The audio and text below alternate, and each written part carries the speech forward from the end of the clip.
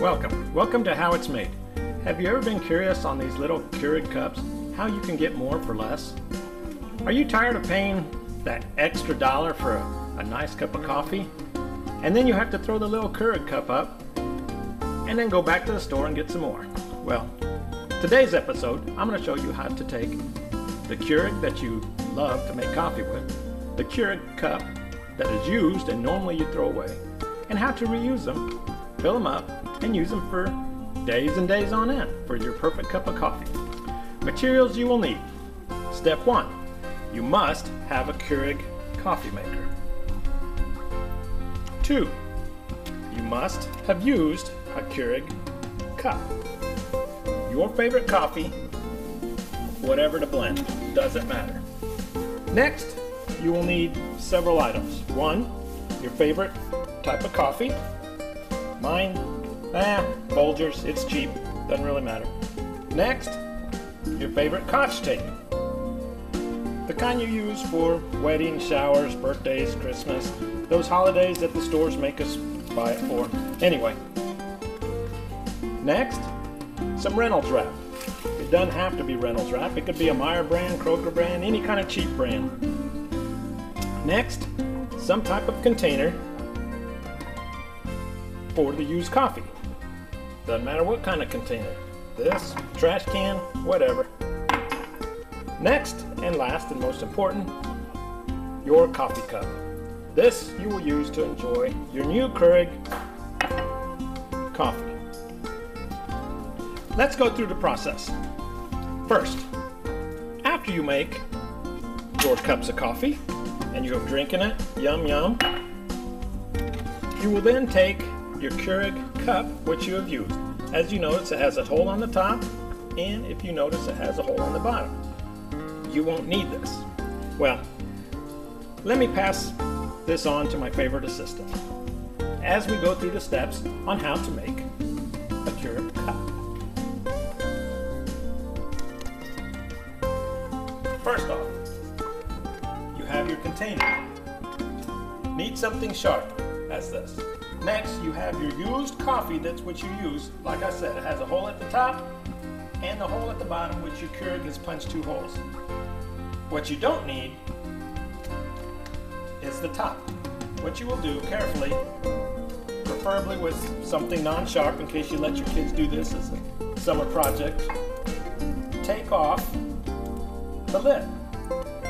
As you can see here, as you take off the lid, the used coffee, which you have used and drank, is in here. This is the stuff that's wasted because you're going to end up throwing the cup of coffee away, correct?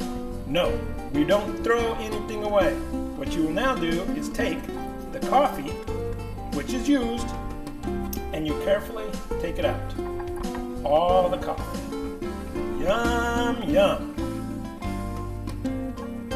Now your coffee's coming out. You're putting it in your container. Now, in here, as you can tell, is a coffee filter, just like any other coffee filter with your used coffee that you have. Now, you're probably wondering, yeah, that sounds all and great, but there's still coffee in there and I don't want that mixed in my coffee. Good point. What you do, and I've already done this, you take this, put it under some nice little warm water, clean it out. You can use your finger and clean it out. What you will then get is a nice brand new coffee filter. And again, now there's no coffee, you got the perfect coffee filter, and again, you have your hole. Hence, our materials that we're going to be using. Now, first thing you do, as you notice, you have a hole down at the bottom, which is punched. You take a piece of Scotch tape, any size, it doesn't really matter. You take it at the bottom and cover up the hole, which the Keurig made. Now, you can endlessly, as you can tell, this already has 2 holes. I've already used it twice, so doesn't really matter where you put it in. It'll end up with 6 holes if you want to. Doesn't matter. Next, your favorite classic roast Folgers, dark, medium, whatever you want. Your favorite coffee. Take your spoon. 1 spoonful is enough if you want it mild.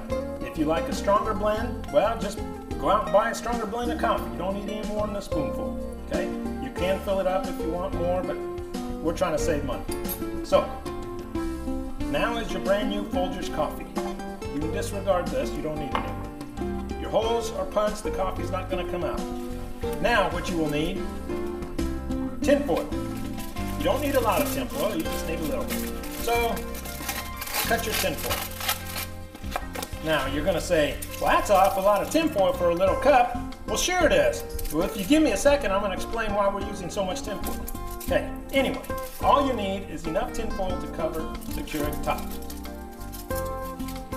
Yes, I know. What are you going to do with that? You've just wasted tin foil. No, you're not, because at the beginning of the episode, we're going to take all the coffees that we have used and we're going to throw them away and we save them. Now we have some tin foil to make another one and another one and another one. Hence, we keep saving, we store them as we need them. Okay, this goes, it says, we take your tin foil, your coffee,